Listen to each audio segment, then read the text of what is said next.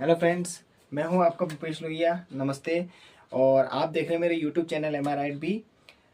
जिस तरह से हम है ना मैथमेटिक्स की है ना जो सीरीज़ चला रहे हैं, उस मैथमेटिक्स के अंदर हमने परसेंटेज के बारे में थोड़ा समझने की पूरी पूरी कोशिश करी है। उससे पहले हमने डेसिमल्स के बारे में समझने की पूरी कोशिश करी थी और अदर चैप्टर्स को समझने की कोशिश करी थी, और उसको हमने बढ़िया ढंग से समझना चाहा है। और सबसे बड़ी बात है कि हमने उसको बोर्ड के ऊपर पूरी तरह से क्वेश्चन को स्टेप बाय स्टेप सॉल्व करने की पूरी कोशिश करी है। अब जिस तरह से हम मैथमेटिक्स को है ना बोर्ड के ऊपर सॉल्व कर रहे थे, जो भी प्रॉब्लम्स थी उनको आमने सामने डिस्कस कर रहे थे, जो भी क्वेश्चंस को थे वो आमने सामने देख रहे थे। अब इसी तरह से है ना मैंने डिसाइड किया कि अपन है ना साइंस को भी अब इस तरीके से समझने की कोशिश करेंगे।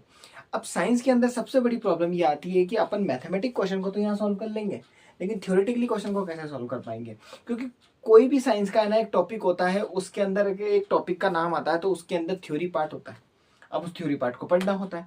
तो थ्योरी पार्ट को पढ़ने के लिए अब क्या होगा कि अगर वो जो थ्योरी का जो पार्ट होगा ना, मैं उसको जितना हो सकेगा उसको शॉर्ट में आपको समझाने की यहाँ पे कोशिश करूंगा, और जितना हो सकेगा उसकी डेफिनेशन को आपको समझाने की कोशिश करूंगा कि कितने आसानी से आप इसको समझ सकते हो। ठीक है ना? क्यों? क्योंकि अपन को सिर्फ और सिर्फ उसका बेस समझना है कि वो टॉपिक क्या समझाना चाह रहा है, अपन को क्या बोलना चाह रहा है। ठीक है ना? हाँ, लेकिन ये बात आपको एग्री करनी पड़ेगी, माननी पड़ेगी कि एक जो एनसीईआरटी की बुक है ना, उस एनसीईआरटी की बुक के अंदर प्रत्येक लाइन के अंदर खुद का है ना अपना अपना एक क्वेश्चन बन सकता है, और क्वेश्चन कहीं से भी उठ के आ सकता है। लेकिन फिर भी मैं पूरी कोशिश करूंगा आपको एनसीईआरटी के अंदर साइंस को समझाने की पूरी कोशिश करूंगा। 9th और 10th क्लास की एनसीईआरटी के अंदर जो भी इंपॉर्टेंट पॉइंट्स हैं वो सारे तो लेंगे ही लेंगे। साथ में पूरी कोशिश करेंगे कि जितने भी अपने पास में जो इसमें एग्जाम्पल्स दे रखे हैं एनसीईआरटी की बुक के अंदर, और आपके पास में डायग्राम्स हो गए, उन डायग्राम्स को मैं अपने यहाँ पे शो करके मैं आपको पूरी कोशिश करूंगा उसको जितना हो सके अच्छे से अच्छे में समझा सकूँ। ठीक है ना? और अब दूसरी बात कर लेते हैं अपने पास में एनालिसिस की। एनालिसिस के लिए मैंने आपको बोला था कि जो कंपटीशन के पेपर के अंदर जो मैथमेटिक्स के बेसिक बेसिक से क्वेश्चन आ रहे हैं, साइंस के जो क्वेश्चन आएंगे ना, वो मैं आपको अब एनालिसिस कराने की कोशिश करूंगा। कोशिश करूंगा कि मैं वीडियो के एंड के अंदर जब अपन पूरा वीडियो अपन किसी टॉपिक के ऊपर जब बना रहे होंगे साइंस के अंदर, मैथ के अंदर, तब मैं कोशिश करूंगा कि कुछ कुछ क्वेश्चन का मैं एनालिसिस धीरे धीरे कराता जाऊँ।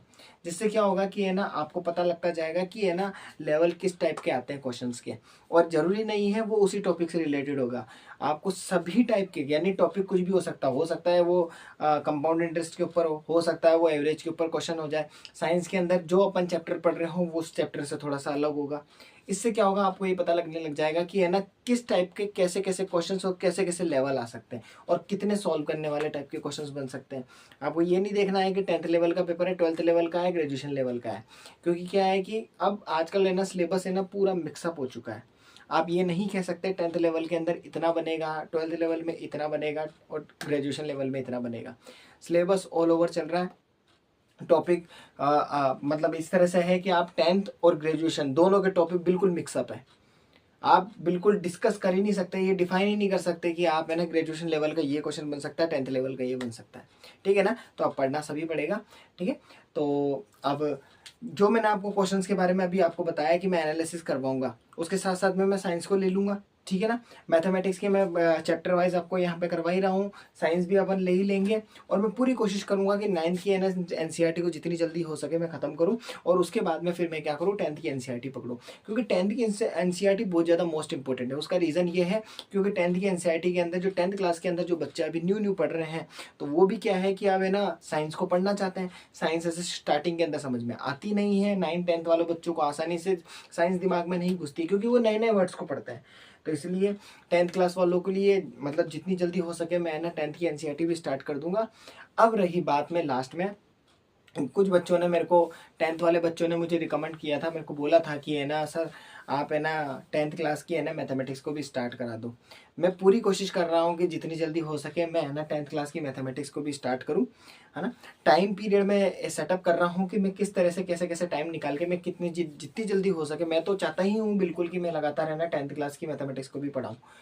मैं तो एग्री हूँ, लेकिन हाँ बस थोड़ा सा टाइम पीरियड का इशू बढ़ रहा है मेरे पास में कि मैं सारी चीज़ें नहीं कंप्लीट नहीं कर पा रहा हूँ। लेकिन हाँ ये ज़रूर कंफर्म है कि जैसे जैसे आप धीरे धीरे आगे चलते जाएंगे तो आप देखोगे कि धीरे धीरे इंप्रूवमेंट होता जाएगा और कहाँ से कहाँ पहुँचेंगे।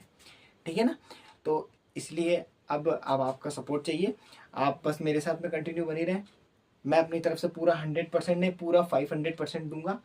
100% आपका हो जाएगा, बाकी 400% मेरी तरफ से हो जाएगा। ठीक है ना, ये एक एग्जांपल के तौर पे मैंने बोल दिया है। ठीक है, तो अब मैं आपको मिलूंगा कल से नेक्स्ट वीडियो के अंदर, जिसमें मैथमेटिक्स और साइंस की, अपन मैथमेटिक्स तो पकड़ते करेंगे और जितनी जल्दी हो सके इनको सिलेबस को कंप्लीट कराने की पूरी पूरी कोशिश करेंगे। ठीक है, तो अब मैं आपको मिलूंगा नेक्स्ट वीडियो के अंदर, तब तक के लिए बाय।